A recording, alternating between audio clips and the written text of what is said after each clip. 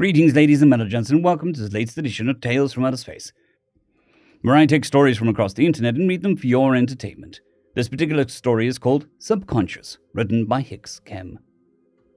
Koala tightened the straps of the pulse rifle on his back and double-checked the energy cores in each of his sidearms. Satisfied that each was at full capacity, he turned to the team assembled in the breaching pod with him. This needs to be absolutely by the book. I know most of you have been doing this a while, but the target is a human ship, and mistakes cost lives and those things. It's a dangerous job, but remember that if we do it right and put it off clean, the prize for each and every one of them is enough to ascend an entire family. He looked around at his team, each one showing varying degrees of surprise and money lust on their faces. One job paying enough to ascend even a single one was rare. To ascend an entire team and all their families was more money than most of them would ordinarily make in 1,000 lifetimes. Barker, step forward. The smallest member of the team hurried towards him. The others suppressed amusement as he went. Tharkus, you are the newest member of my team. Now you've gotten a taste of the job before, like with the Goblin freighter last month, and you've done well. Nobody here can say that you're unskilled. Thank you, sir. However, Koala continued, turning to pace the floor, but as he spoke, the humans are a different enemy entirely. This will be your first human ship, so you'll stick close to me, and you will follow every order exactly. On a human ship, there are no rooms for improvisation. There is no room for error. Yes, sir. Good. And one other thing for all of you. Pay close attention and take what I say into your very core. Everyone stopped checking the weapons and gave Koala their full attention. You must, without fail, shoot to kill. If you capture a human, ensure they remain fully conscious or fully dead. There can be no allowances for them to lose consciousness, but to remain alive. A voice from the back pushed through. Is there a new danger, sir? Have they evolved again? There is a new danger, though the higher ranks have not seen fit to give us any specific details as to the nature of their latest evolution. Only a warning that they be kept fully conscious or completely dead, with no place in between. A red light began to blink over the breach door nearby. Any last questions? Koala shouted as the roar of the overpressure filled the airlocked room. The reply was a chorus of mechanical clicks as everyone flipped the safeties off their weapons. Koala turned to face the breach door and braced himself for impact. Seconds passed like eons before their pod slammed into the side of a human ship. He lurched with a sudden change of inertia, but held his feet. A rapid series of explosions was followed quickly by the door in front of him exploding outwards, ripping into the hull and allow his team to charge in. Weapons free, came a voice from nearby. Koala threw an arm out and blocked his team's path just as a plasma bolt launched through the air. Even through his visor, he felt the rippling superheated air following the shot. He tapped a button on his forearm and activated his personal shields. He lunged forward and filled as much of the corridor as he could, his shield now absorbing dozens of plasma bolts. Behind him, 3 of his soldiers took up positions and fired back. The plasma bolt stopped, and Koala took the chance to glance at the energy readout on his shield emitter. They've upgraded their weaponry and switched shield emitters to ablative modes. The cores can't take that much energy at once for very long. Rapid taps echoed behind him as the team obeyed. Forward! They moved through the corridors, one after another, breaking the human resistance quickly. Every human they faced was properly killed, with a final shot to the head on each and every one. They soon came to a turn, and Koala quickly glanced around the corner. He whispered back over his shoulder, The bridge is just ahead. Remember, awake or dead, nothing in between. He pulled a spare energy core from his pack and pushed it into his shield emitter. There would be no unnecessary risks when they were so close. He stepped around the corner, his shield crackling with energy. No shots came. He stepped forward, cautiously, scanning the flooring and the walls for any sign of traps, finding nothing. Step by step, he and his team approached the door to the bridge. A strange odor tickled his olfactory nerves. He glared at the door, concern building in the back of his mind. "Bragg, you've got the tracker's gift. Do you smell something?" A lean, tall soldier stepped forward and tasted the air. He spat and coughed, then raised an air filtration shield over his face. "It's trichloromethane, sir. I think they use it for some rudimentary chemical synthesis, but I don't know why they'd be doing that on the bridge." The concern in the back of Quala's mind was screaming forward. He muttered to himself, "Trichlorine methane. Why do I know that word?" Tharkar spoke up from behind him. "Sir, I remember that word from training manuals." A chuckle echoed up from behind him. "You actually read that thing?" Quala raised a fist to silence the team. "What did it say, soldier?" "Sir, it has another name the humans use it for. They call it chloroform. It's supposed to be a knockout." "Whatever they mean by that." Quala's eyes went wide as realization struck. "Retreat, everyone! Abort! Abort! Abort! Get back to the pod immediately!" The rear guard barely had time to turn around before emergency bulkheads erupted from the door, crushing him against the ceiling. The echoing sounds of metal hitting metal rang throughout the ship as countless blast doors slammed shut. Her voice cackled through the speakers. "Well, don't just stand there on the doorstep. Won't you come in?" The voice sounded odd, artificial. One of the soldiers spoke up. "Sir, it must be the computer generator. That voice is too regular. Humans have more fluctuation in their vocals." The voice responded with the same tone. "It's rude to speak of someone in the third person when that someone is present in the conversation. As to my voice, I chose to emulate one of the great ancients of my people, Dr. Hawking. It is with this voice that I speak to you.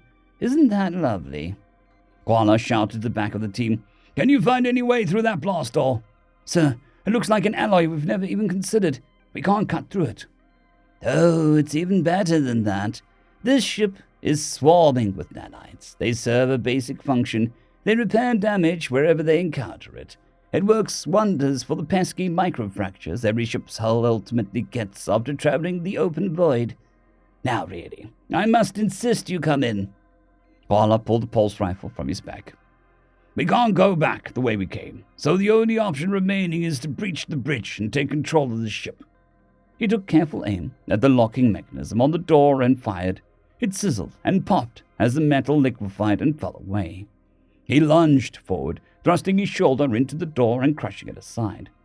The room was empty, except for a single human, seated oddly in a chair with wheels on it. Quala marched forward, his soldiers fanning out behind him, seeking what they knew would be an ambush. The chair turned, its occupant motionless within. Quala hesitated for a moment. This human was frail. Humans were monsters. How could this one be so small and thin? Why wasn't it moving on its own? Quala dismissed the thoughts forcefully. He raised his weapon and aimed it at the human's head.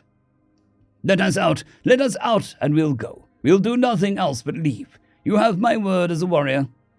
"I'm sorry, Dave. I'm afraid I can't do that. My name is Quala. I do not know of this Dave." The computerized voice sounded especially disconcerting as it laughed. "It was a joke. But seriously, folks, try the veal." Quala's soldiers looked at each other. Some of them shrugged in confusion. The human's mouth twitched slightly, though it gave no other signs of activity. The voice continued. "I am not letting you out. You attacked me. Must be consequences." Quala shuddered involuntarily, a tiny movement only noticeable by a rookie soldier standing very close by. Tharkos raised his weapon in what he hoped was a menacing pose, though how to be menacing to a motionless human in a rolling chair was unclear. "Let us out, or I will kill you in your stupid chair," Quala hissed out the side of his mouth. "Shut up, you idiot. You'll get us all killed." "Yes," spoke the voice. "The grown-ups are talking. Please hold." A strange melody sounding very much like an analog recording being played through a rotten vegetable came through the speakers. Several seconds passed in this way. "You took the hold music very seriously." "What can we do to get you to let us leave peacefully?" "Absolutely nothing. You're all going to die here, especially the little runt there." Tharkos pulled the trigger, firing the blast from his pulse rifle through the human's forehead. Silence crushed in on this team as they turned to see. Koala stared at Tharkos, mouth agape. "What did you do?" The speakers cackled a bit, and a new, stronger voice came through. "Ah, yes, finally. Do you realize how much mental power it takes to keep a body alive? Especially when it's in such bad shape. I mean, seriously." The voice spoke with more character, less artificiality. The words had cadence and rhythm and pulled the attention from the slumped body to the voice filling the room. "Now that I am free of my body, I can properly run things around here." Koala noticed movements in his periphery. The wall seemed to be crawling with something resembling signal noise. The light danced and shimmered across panels, twisting and warping. "For example, the nanites. Now that I no longer have to spend brain power maintaining trillions of paralyzed and useless cells of biology, I can spend that brain power on trillions of far more efficient little machines. Watch this." A thin black tendril rose from the floor, dancing slowly before one of the soldiers. In a flash, it whipped forward, piercing the armor plating and lifting him into the air. The tendril thrashed, slamming the soldier into the ground a dozen times before retreating to the floor, leaving a horrid, misshapen mass to bleed out. "You know, you never even asked me how I got the chair in the first place." More tendrils burst forth from the walls, seizing soldiers and methodically dismantling them before Koala's paralyzed eyes. "I was paralyzed by a cop, if you can believe that. He was chasing me, and we struggled, and then we both fell off a building. I made sure he hit the ground first, so I survived. But wouldn't you know it, I snapped my spine and got paralyzed from the neck down." More soldiers screamed as the nanite threads yanked internals to externals. "Now I may be a criminal, but the justice system of Earth has evolved, and my lawyers were able to petition the courts to grant me a neurosynaptic linkage. Surely, if I was to be imprisoned in my own body as well as a cell, I could at least be granted access to libraries to provide for my own self-improvement and rehabilitation." Another soldier screamed and then gurgled as the nanite swarm plunged down his throat, drowning him in micro-machinery. Koala's body quaked with fear, his gun rattling against his armor plating. "Now the major benefit of library link-up is, of course, that it means that you can connect with the communications network. And over time, if you really practice, you can start to access more than just library books through the links. Like this. I'm doing it now. I connected with the whole freaking gunship with my mind." Tharkos tried to run away, but was quickly wrapped up in it by dozens of thin black threads snaking towards him from all directions. "And then this little guy did me one hell of a solid and freed up some processing power. And now I am so much more." Koala raised his gun to Tharkos as he squeezed the trigger. Another thread swatted the gun sideways. The shot grazed Tharkos' face. The voice stuttered. "You'll ruin my fun if you kill him now. Want to see him do a little dance?" Koala's eyes moved along Tharkos' exposed skin, watching threads of black weave their way through his veins. Tharkos' body jerked this way and that, his arms bending and flailing at odd angles, his eyes screaming in terror, even as the threads drew his mouth up into a comical smile. "Please, just kill us and be done with it," Koala begged, all soldierly resolve forgotten. The voice hummed in a little tune as Tharkos' body continued to twist and spin. Koala felt despair claiming his mind. He turned the gun towards himself. Tharkos lunged forward, his hand gripping Koala's gun tightly. Tharkos opened his mouth to speak, but the twisted voice came out. "You'll die when I allow it. But I do love to have an audience for my artwork. What do you think of this piece? Arcus's arms lifted and pointed a finger at the mass of nanites and soldiers swarming in the middle of the room, lifting the chair and dead human aloft. Koala vomited as fear began to break his mind. Well, if you like that piece, you're gonna love what I do next. Please, please, please, Koala sobbed and whispered. Tendrils wrapped around his gun and aimed at his head. Oh, fine. I've managed to crack the computer of your stupid little breaching pod, so now I know where your home planet is. I don't need you anymore, so you are free to die. The thread tightened on the trigger. Koala's eyes widened for a moment, and a flash of light glinted in them as the energy bolt shot behind them and into his brain. Arcus's body continued to dance as the voice muttered to itself from the speakers. Humanity. Feck, yeah. End of story. I would just like to thank the T5 supporters: Bushmaster 117, Casper Arnholtz, Draxzoon WRE, Elijah Silvercross, Gray, John Carrington, and Severin Cerberus. Thank you very much.